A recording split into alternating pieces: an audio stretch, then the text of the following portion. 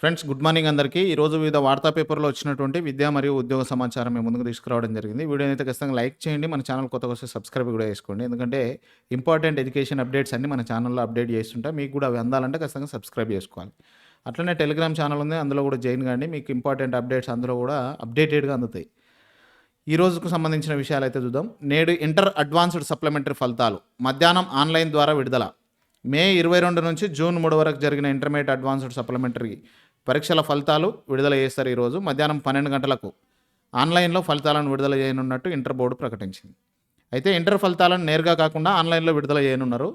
Inter advanced supplementary పరీక్షల జవాబుపత్రాల మూల్యాంకనం మే 29 నుంచి ప్రారంభం కాగా రెండో విడత మే 31న ప్రారంభమైంది. మూడో విడత మే 29న సంస్కృతం, ఇంగ్లీష్, తెలుగు, హిందీ, గణితం, పొలిటికల్ సైన్స్, ఫిజిక్స్, ఎకనామిక్స్ మూల్యాంకనాన్ని ప్రారంభించగా రెండో విడతలో మే 31 నుంచి botany, zoology, chemistry, commerce, history వీటిని చేసిరు.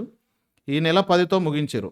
మార్చిలో జరిగిన ఇంటర్ వార్షిక పరీక్షల్లో ఫెయిల్ అయిన విద్యార్థుల్లో 2,89,907 మంది ఫీజు చెల్లించారు. ఇంప్రూవ్మెంట్ కోసం 1,23,647 మంది దరఖాస్తు చేశారు. సుమారు 90% మంది విద్యార్థులు పరీక్షకు హాజరయ్యారు. ఈ నెల 10 నాటికే మూల్యాంకనం అయిపోయింది. ఈరోజు రిజల్ట్ ఇస్తారు. విద్యుత్ సంస్థల్లో త్వరలో 5,368 ఉద్యోగాల భర్తీ. రాష్ట్రంలోని విద్యుత్ సంస్థల్లో ఖాళీగా ఉన్న 5,368 ఉద్యోగాలను భర్తీ చేసేందుకు రాష్ట్ర ప్రభుత్వం చర్యలు చేపట్టింది.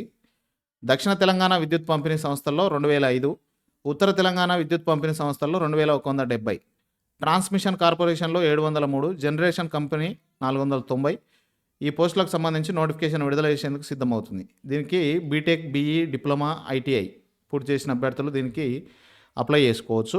వచ్చినప్పుడు మాత్రం క్లియర్ ఇన్ఫర్మేషన్ ఇస్తా. ఇక జీపీఓ నియామకం ఎప్పుడో ఆగుతున్న ప్రక్రియ, పరీక్షల ఉత్తీర్ణుల పడిగాపులు. గ్రామపాలన అధికారుల నియామక ప్రక్రియ అడుగు ముందుకు 2 అడుగులు వెనక్కి వేస్తున్నట్టు సాగుతుంది. ఆప్షన్ల స్వీకరణ, వడబోత, పరీక్ష నిర్వహణ శరవేగంగా జరగగా నియామకంలో జాప్యం ఉత్తీర్ణుల శాపంగా మారింది. ఈ నెల 2న గ్రామపాలన అధికారులుగా నియామక ఉత్తర్వులు ఇవ్వాల్సి ఉండగా తదనుగుణ చర్యలు లేకపోవడంతో ఆందోళనకర పరిణామం. ఖరారు చేసిన తేదీ దాటి 15 రోజులు కాగా ప్రభుత్వం నుంచి ఎలాంటి ఆదేశాలు లేవని తెలుస్తుంది. గతంలో గ్రామస్థాయి వీఆర్ఓ, వీఆర్ఏలు ఉండగా బీఆర్ఎస్ ప్రభుత్వం సదరు వ్యవస్థను రద్దు చేసిన విషయం తెలిసింది. ఇవన్నీ మనకు తెలిసిన విషయాలే. ఇక్కడ మొత్తం గ్రామాలు 318.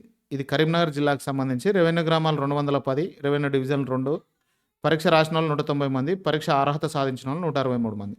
ఇది మొత్తం కరీంనగర్ డిస్ట్రిక్ట్ సంబంధించింది, కానీ ఇది ఓవరాల్ స్టేట్ మొత్తానికి కూడా సంబంధించిన విషయాలు. ఇక 163 మంది క్వాలిఫై అయ్యారు కరీంనగర్కి సంబంధించి. ఆటకెక్కిన అసిస్టెంట్ ప్రొఫెసర్ల భర్తీ. పోస్టుల భర్తీ కోసం 2 నెలల క్రితం జీవో. ఆందోళనకు దిగిన కాంట్రాక్ట్ అధ్యాపకులు నిరసనలతో జీవోను వెనక్కి తీసుకున్న ప్రభుత్వం. నిబంధనల మార్పులపై నోరు మెదపని సర్కార్.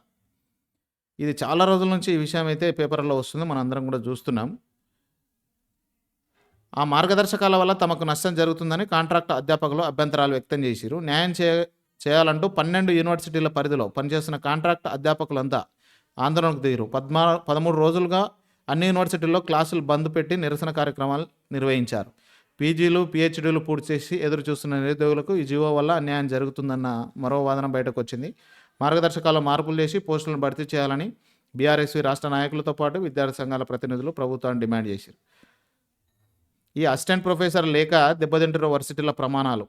ఇప్పుడు ప్రొఫెసర్సే లేనప్పుడు ఏం చేయలేరు కదా. అక్కడ వర్సిటీలో ఖాళీగా ఉన్న 1700 అసిస్టెంట్ ప్రొఫెసర్ పోస్టుల భర్తీకి డిమాండ్ చేస్తారు. ఇక రేపటి నుంచి టీజీ ఈసెట్ సర్టిఫికేట్ వెరిఫికేషన్. ఈ నెల 25 లోపు సీట్ల కేటాయింపు. ఈ నెల 17 నుంచి 19 వరకు స్లాట్ బుక్ చేసుకోవాలి. ఈ నెల 14న ప్రాసెసింగ్ ఫీజు, స్లాట్ బుకింగ్ అవకాశం కల్పించారు. ఈ నెల 17 నుంచి 21 వరకు సర్టిఫికేట్ వెరిఫికేషన్తో పాటు ఆప్షన్ల ఎంపిక ఉంటుంది. 25 లోపు సీట్ల కేటాయింపు ఉంటుంది. దానికి సంబంధించిన పూర్తి వివరాలు ఇక్కడ ఉన్నాయి. 13,013 సీట్లు అందుబాటులో ఉన్నాయి. ప్రభుత్వ పాఠశాలల్లో టెక్ బోధన. సాంకేతికత ఆధారిత పాఠాల కోసం 6 ఎన్జిఓలతో విద్యాశాఖ ఒప్పందం.